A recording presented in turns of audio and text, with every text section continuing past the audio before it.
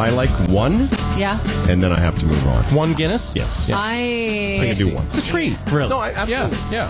I do enjoy it. I don't think I've ever gone to the second Guinness. Really? I don't think I've ever had more than 3. My record.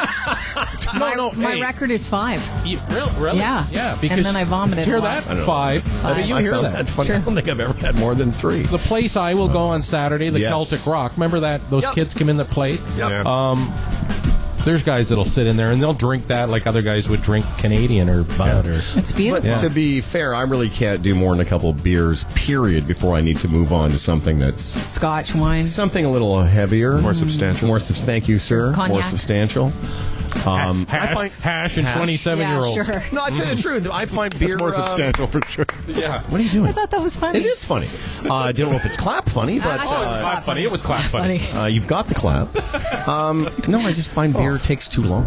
Takes too long, so you want to throw it to back. get a buzz on. Oh, really? I find by the third beer I'm kind of bloated and I just get tired of it. Like, I had a glass of Sapporo last night. I couldn't do more than a couple of those. Isn't it funny how that works, though? Because if it's a Saturday night and I went out or I was sitting around with people, I could probably have half a dozen of my Bud Lights, right?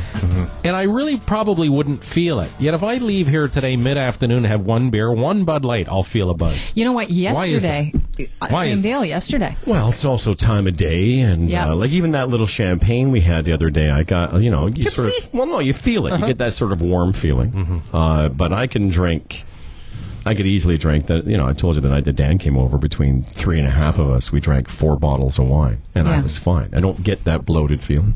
Yesterday it was 22 degrees. Got home, sat on the back porch. I was alone. Opened up a little Mill Street Organic. It was icy cold. It was the best beer ever. And then I wanted a nap, Freddie P. So there you go. That's a great beer. And then what did you do? I had a nap. I find if I drink too much red wine and then go to bed and lay on my stomach, it comes back on me. I can feel it coming up. Oh, you mean indigestion? Reverb. Yeah, and I never get indigestion. It's inertia. No, inertia. I'm a little bit the same way. If I drink too much wine, I want to have some water before I go to sleep. But it's just saying, it's funny. I've seen you do that, like over the course of a day at the trailer and stuff. Pound them. Yeah. Well, you can drink a lot of beer. Even in that setting, I can have a couple beer, and then I have to sort of either. Not saying I move on to scotch in the afternoon, but I can't do beer after beer after beer. So when it comes to Guinness, one's great, and I find it just a treat, and it's terrific. But like I see guys going into the second and third and fourth Guinness, I'm like, really? It's like a lot of. It's all. Yeah, but it's not as really thick as you think. No, I know it's not.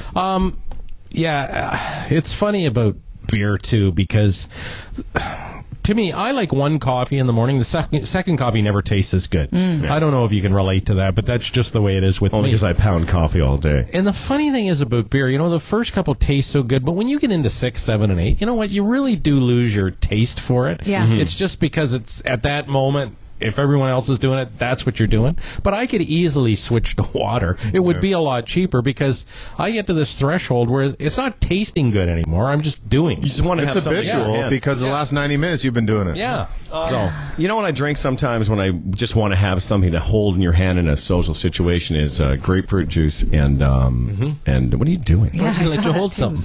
But anyway. Oh my. I said something of substance. Is that a shooter? I don't want a shooter. Is grapefruit the Jello juice, shooter? Yeah, exactly. It's a Jello shot. What are you doing? Just so you know, he stood up and thrust his groin at Howard. Fred grabbed his junk. Yeah. Grapefruit juice and like Perrier or soda. I just love that. It's very refreshing. It gives you that feeling, and you're sort of looks like you're drinking a cocktail. And it's a refreshing spritz. I prefer vodka, grapefruit, and soda, but what about like vodka tonic with a twist of lime is delicious. Yeah. Dad and Mom used to drink a gin and tonic. Oh, I love a gin and tonic on a hot day. The problem is, if I drink 2 or 3 of those in the middle of the afternoon... Well, you're hammered. Well, no, the evening is spent with a horrific headache. Oh. I can't handle it. That's unfortunate. Yes, it is. But I gotta stop. I've given up scotch now, though, because I just get too drunk and too... Same here. Do you get fighty? I get angrier than I'd like to. So do I. Really? It's bad. Really? Scotch. Oh, no. I get argumentative. I told you, my wife calls it politics. Oh, you got another bottle of politics. I would have got you guys one for Christmas if I'd known that. Well, I drank the shit out of that. Oh, no, I didn't say I loved it. Are you kidding me? I loved it. And it's too much at once, we're talking. Yeah, it's just why I don't have... My Scotch governor is just all fucked up. I need to just stay away from the Scotch for a while, because I love that warm kind of Scotchy feeling you get. And you start going... First you're like, I love everybody, and then I'm like, I'll fucking fight you, shove. No, I know. Fucking fight you. Why are you looking at Grandma? Or Delise will say to me, you're slurring your words. No, I'm not. Oh, no. No, I'm not. That's bullshit. You're slurring your words. You're not listening to me right. No, something You happened. misheard me. A couple weeks ago, I got into some Scotch one night, and Dust up? No, just Amanda was kidding me the next morning. So you really didn't. You have no idea what you sounded like last night. And I was like, "What are you talking? I was good, wasn't I?"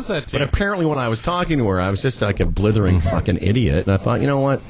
I don't need it. I didn't feel like it looked good on me. No, to be honest with you, and I don't. Because I'll tell you, I like alcohol better than I like beer. I think the point of what I was trying to say. I like to drink a glass of vodka, but I think I'm just better off with a nice glass of wine, because it doesn't put me in a bad place. It makes me a little sleepy, and I feel fine.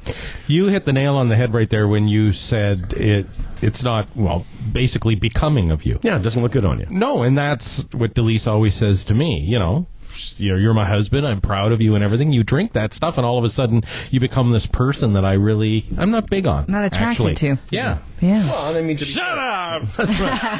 But just what you said, like, I think I'm making perfect sense. Oh, yeah. And then this night that Amanda told me the next morning, because I was arguing about something stupid. It might have been a TV show we were watching, but I really got quite indignant. I apparently was talking like this, and I was like, and I thought, I don't feel like I want that to be the impression I leave with somebody I really like a lot, and I don't want to put her through it, and it's just not worth it. I don't like it that much. But that's the difference between pot and getting drunk. You wake up in the morning after you've been drunk and you go, what the hell did I do? And then after you smoke pot, you go, I think I said something ingenious. I need to know what I said last night because I was brilliant. But you never have that with beer. One of my bad... We were at the Tiki Bar at the trailer one night. There's this great, massive party going on right on my deck at the Tiki Bar.